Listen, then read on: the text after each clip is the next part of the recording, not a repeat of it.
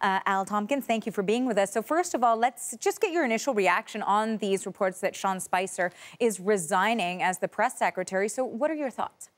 I don't think anybody's surprised exactly. The timing is a surprise, but look, I mean, here's a person who's been under fire, as Katie just said, since the very first day of the administration, trying to defend things that, you know, it was easy to read that his heart might not be in exactly what he's defending. But, you know, he was the one who was put out there to do it, and he did it. But more recently, doing updates that aren't even televised have to be problematic. And remember that the press secretary is, in many ways, the person who's out front and representing the President of the United States to the people with day-to-day information. So what Canadians hear from the White House largely comes from the press secretary, the press office, and Spicer, in this case, became sort of the voice, the face of the administration. So much so that Saturday Night Live, you know, it made parodies of him. So it's not an unimportant job. It's a very important job, and there's nothing new about that. I mean, it was important under Obama and the two Bush administrations and the Clinton administration, the Reagan administration, and on, all the way back to Kennedy. Prior to Kennedy, you had a much smaller role, but in the televised world, that certainly has become a very important person. And Spicer has been less and less influential in that job, clearly not on the inner circle of the administration's decision-making team, which the press secretary really must be, as is obviously the communication director. Communication director, the role that is being most talked about today, the communication director's job is one of setting policy, setting strategy, a strategist of communication. And when you've got a president who goes straight onto Twitter and talks to the people any way he wishes and seems to communicate with journalists without going through the communication office, that makes the job of the press secretary almost untenable. And when you're talking about that challenging scenario that you've got here within this White House, that you've got a president who prefers to issue statements via Twitter and really likes to control the message coming out of the White House, micromanage, some would say, what is coming out of the spokesperson, out of the press secretary, the communications director. And then you've got the appointment, the reported appointment of Anthony Scaramucci. And this is someone who doesn't have a lot of communications experience. So what do the next few months as he transitions into this role look like? Well, Scaramucci is one who is known for straight talk. That is to say, blunt, straight talk. At one time, he, during the campaign, actually was very much anti-Trump, called him a hack, predicted that the whole race would be over in November of 2015, and so on. So, I mean, he has a really different mixed message today than he did a year and a half ago. And you'll see a lot of those opposition videos arising in the next 24 hours or so, and certainly over the weekend. You're going to see a whole lot more about this person. Look, you'd be hard-pressed to find more than about 1 in 100 Americans, maybe 1 in 500 Americans who could tell you who the White House communications director is, or any White House communications director. But here's a person who's going to become sort of a household name in the next weekend. And it's only because it caused the press secretary to resign. I am sort of surprised that Spicer's going to hang around until August. I don't know what that means. I don't know where that goes. There's certainly a book in him. That'd be an interesting book. And I wouldn't be at all surprised to see network newscasts trying to get him to be a commentator. I don't know, one of the questions that I don't know the answer to, but I'd be really interested in knowing is whether or not he has a non-disclosure agreement that he signed. There was early talk in the administration that all the members of the administration were going to have to sign a non-disclosure form. So wouldn't that be interesting?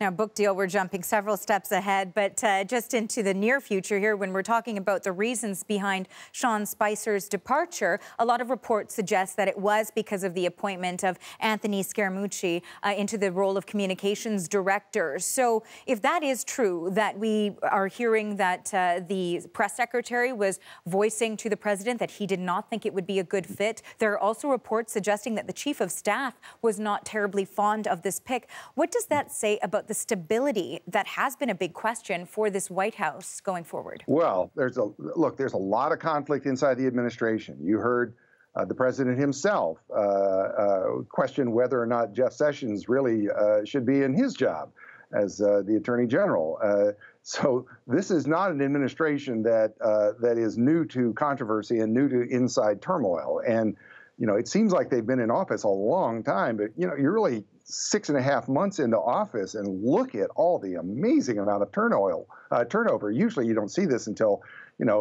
halfway through an administration or something like that. After the first round of legislative victories have been notched and so on.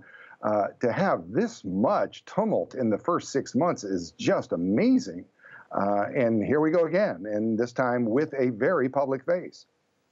And now we are standing by watching the White House as we await for the Deputy Press Secretary, Sarah Huckabee Sanders, to take the podium. And of course, one of the first questions she will be asked is why this departure? But certainly we're expecting some people to also ask why the appointment of Scaramucci. So what do we know about the relationships that he's developed within the White House as we're seeing really the Trump family play a much more prominent role? Well, of course, I'm a journalism guy, not a political guy, so I'll sort of stick to the journalism parts of this. One thing that we can hope for is that that whatever comes next, that it is, and I know that it's going to be a bit Pollyannish for me to hope, but I will hope in this moment while we're waiting that this is the beginning of some new openness, some new way of communicating with people, get back on camera for these press briefings and start being more available. Look, if the president wants to communicate with the public, that's great.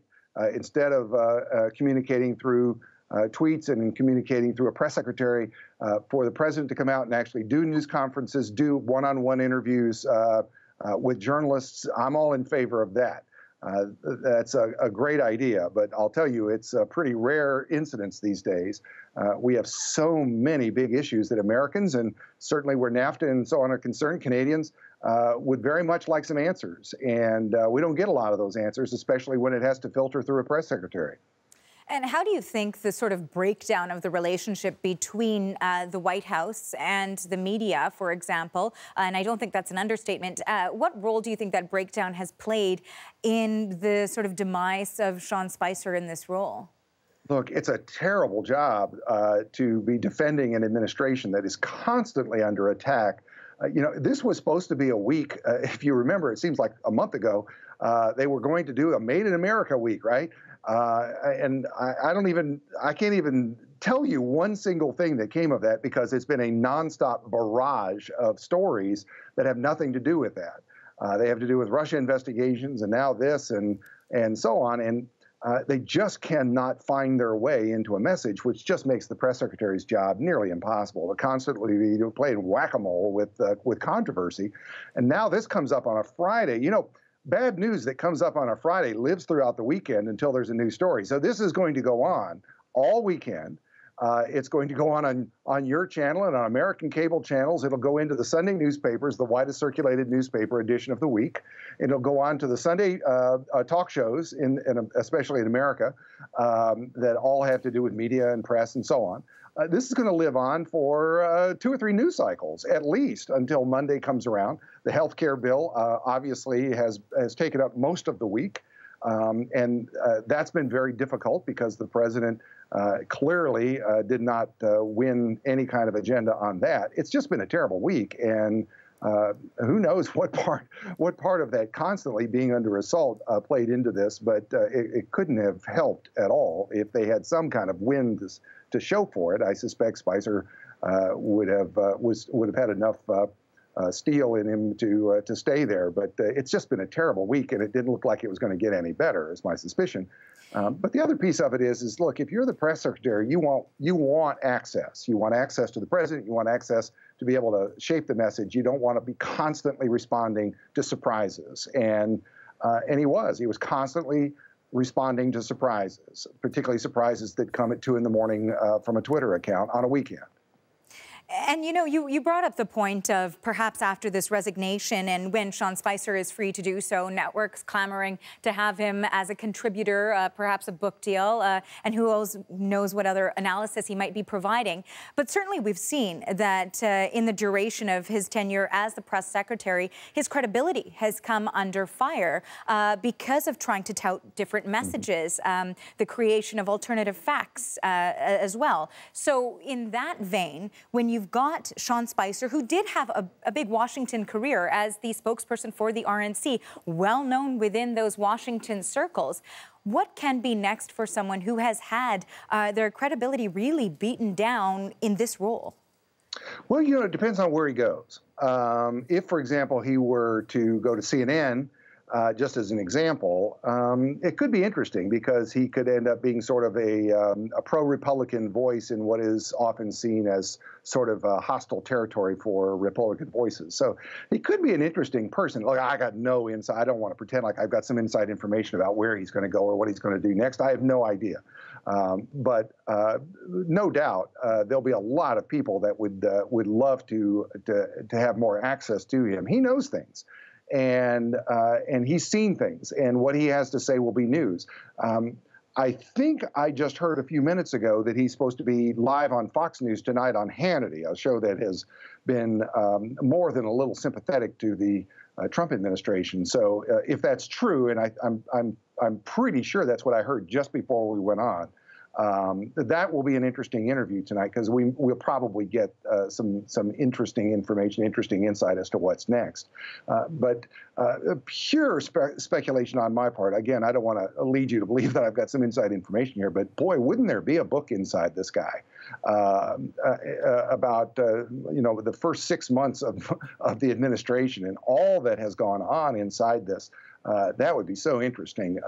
I suspect, however, that there is some sort of non-disclosure form that would guide this. So, you know, Comey has a book apparently in the making. This could be a very interesting book that would go sort of right next to that, if anybody could get such a contract. And given the fact that there most likely would be sort of this non-disclosure and these... I just don't know. I don't know about that. But given the fact that we would assume that even in an interview tonight, I think it's fair to say he would be limited in how open he could be about his departure. What do you think we can expect to hear from him in terms of continuing to toe the line, given the fact that he said in his tweet that he will continue on in this role, particularly through the transition as we're seeing Anthony Scaramucci being brought on board? Oh, he'll be a company guy all the way, no doubt. No doubt he'll be a company guy, toe the company line all the way. I have no doubt he will say, hey, I got other plans, I got other things to do. I want to, the new communication director should have the right to appoint their own person. I mean, that's the way it's going to go. If he was going to throw gas on flames, he would just walk out. But he's not going to be an angry lame duck. That's not. There's no way. That's not what people do when they leave a job. If they're angry and they want everybody to know they're angry and they're trying to make a point of being angry, they leave right now. And that's when you see, you know, the guard walking you out to the parking lot, right? That didn't happen here. And so because he's staying on, I have no doubt that he'll toe the company line and be a friendly departure and say, hey, the new guy ought to have the right to name their own person, and I'm just making it easy for them to do that. Now, I know we're roughly 60 seconds away. We continue to watch the White House press briefing room in the corner of your screen there. We're expecting, again, a statement from the Deputy Press Secretary, Sarah Huckabee Sanders. And in the interim, one final question I did want to ask to you, Al, is, you know, you were discussing before whether or not there will be a shift in the direction that the press department will handle media requests, will handle openness. Is that something we might be able to expect from Anthony Scaramucci? No? It's something we can hope for, but there's, in my estimation, there's practically no chance. I think that Scaramucci's past has been one of combat, not holding friendly conversations with journalists. So I think he will probably be less accommodating, not more accommodating, and I look for sort of open combat with journalists, maybe even more than we've seen before. Look, I hope I'm wrong. I hope that we get a lot more access, and the president starts doing news conferences weekly and all of that. But that's just not in his history. If that's what's going to happen, it would be a departure of his normal way of doing things. Thank you so much for your insights today. Al Tompkins from the Poynter Institute speaking to us from St. Petersburg in Florida.